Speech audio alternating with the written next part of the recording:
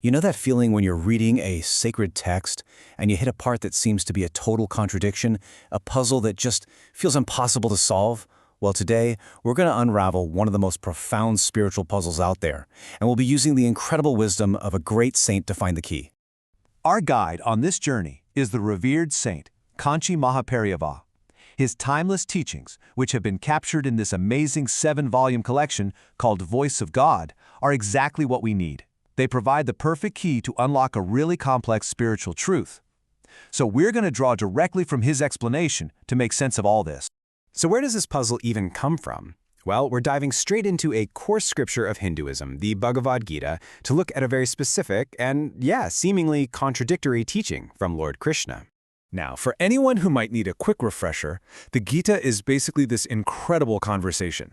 It's between the warrior Arjuna, who's full of doubt on the battlefield, and his charioteer, who just so happens to be Lord Krishna, revealing himself as the supreme consciousness.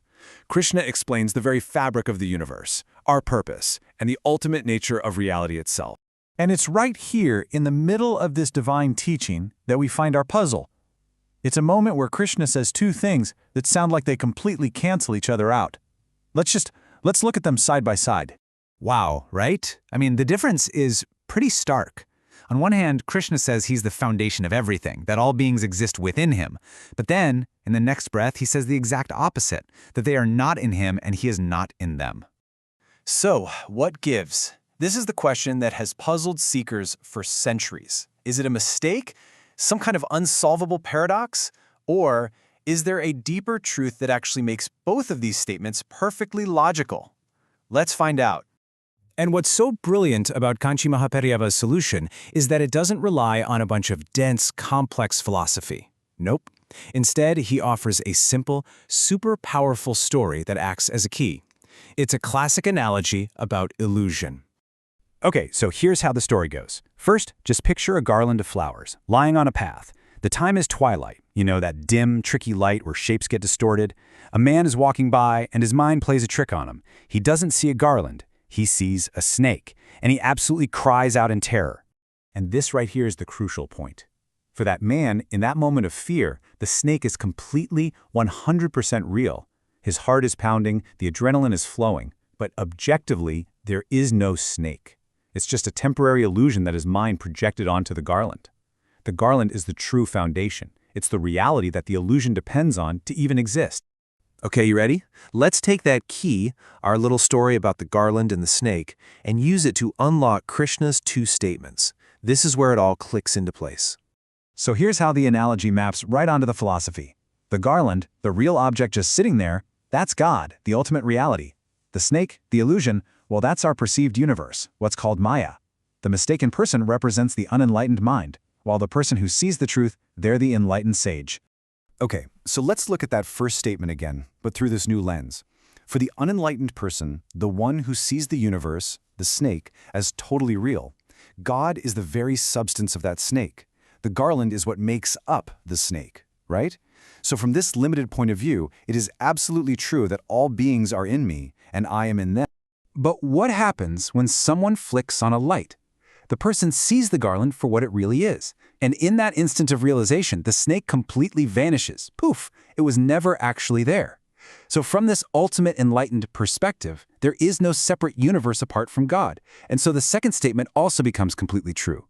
No beings are in me, nor am I in them, because those separate beings were an illusion to begin with. And there it is. That's the solution to the whole puzzle. The contradiction just dissolves. It disappears when we finally understand that Krishna is speaking from two different levels of reality. One statement is true for the person living inside the illusion, and the other is true for the one who is seen past. And what's really cool is that Krishna actually gives this phenomena a name. He calls it Yoga Maya.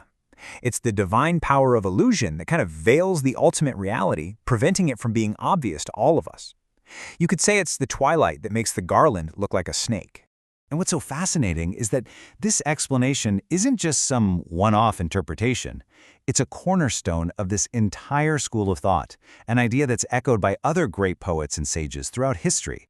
I mean, listen to this. Centuries later, The great poet Kosh-beh used the exact same analogy to express this truth. He wrote that the universe we perceive is like the false snake that appears on the garland, and the ultimate reality, the one whose very presence makes that illusion vanish, is God. It's just so powerful. It really underscores the timelessness of this teaching. From the divine dialogue of the Gita to the beautiful poetry of Kosh-beh, it's the same profound idea, helping us understand the nature of what's real and what's just perceived. And that kind of leaves us with a final, thought-provoking question, doesn't it? If this whole universe can be seen as an illusion projected onto a deeper reality, what are the smaller snakes? What fears, what assumptions, what illusions are we projecting onto the garlands in our own daily lives? I really hope this explainer helped untangle that divine puzzle for you. If you enjoy making complex ideas clear, please don't forget to like, share, and subscribe for more.